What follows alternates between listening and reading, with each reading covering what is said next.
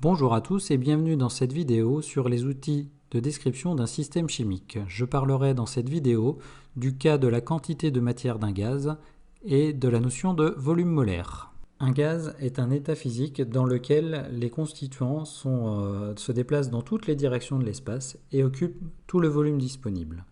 Dans le cas d'une espèce chimique à l'état gazeuse, nous pourrons donc dire qu'il y a un lien entre la quantité de matière de ce gaz et le volume qu'il occupe. Ce lien a été mis en évidence par deux scientifiques, Amedeo Avogadro qui est un scientifique italien et André-Marie Ampère qui est un scientifique français, ces deux personnes ayant vécu au XIXe siècle. Ils ont établi une loi qui se nomme loi d'Avogadro-Ampère et qui dit qu'il y a toujours la même quantité de matière dans des volumes égaux de gaz différents, pris dans les mêmes conditions de température et de pression. La loi d'Avogadro-Ampère revient à définir une nouvelle grandeur qui se nomme volume molaire et qui est le volume d'une mole de gaz. Le volume molaire a des particularités, notamment il est indépendant de la nature du gaz. Par contre, il va dépendre de la pression et de la température. Deux exemples avec le cas à la pression atmosphérique et à une température de 0 degré Celsius, le volume molaire vaudra alors Vm égale 22,4 litres mol moins 1, alors que si nous sommes à la pression atmosphérique à une température de 20 degrés Celsius, la valeur utilisée est de 24,0 litres mol moins 1. Je vais maintenant pouvoir définir la quantité de matière d'un gaz qui s'obtient à l'aide de la relation petit n est égal à V sur Vm avec donc n la quantité de matière toujours exprimée en mol, V le volume du gaz qui sera exprimé en litres et Vm le volume molaire du gaz exprimé en litres mol moins 1. Souvent, les espèces chimiques que l'on prélève ne sont pas pures ou elles se trouvent avec une autre espèce, nous sommes en présence d'un mélange. Comment déterminer la quantité de matière d'une espèce alors qu'elle n'est pas toute seule? En fait, c'est relativement simple.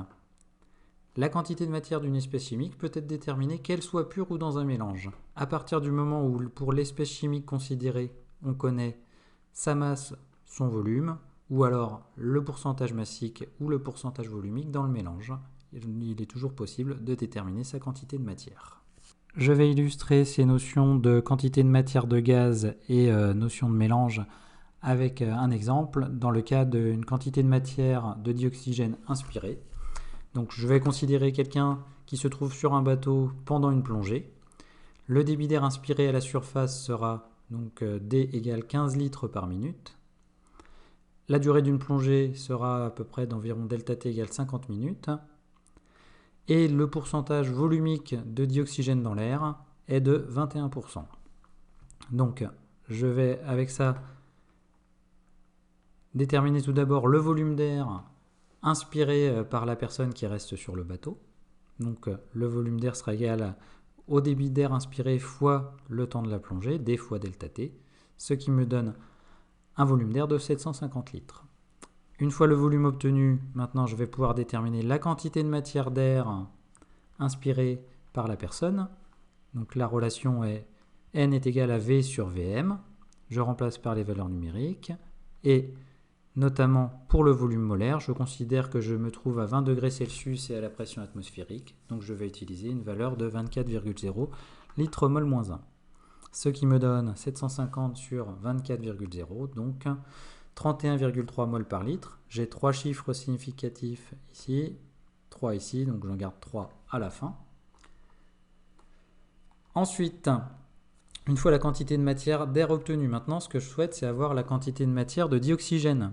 Or je sais que j'avais 21% de dioxygène en volume dans l'air. Donc je peux donc dire que parmi la quantité de matière de 31,3 mol pour l'air, j'ai 21% de cette quantité de matière qui correspond en fait à du dioxygène. Donc NO2 est égal à NR fois 0,21, ce qui me donne une quantité de matière de 6,6 mol.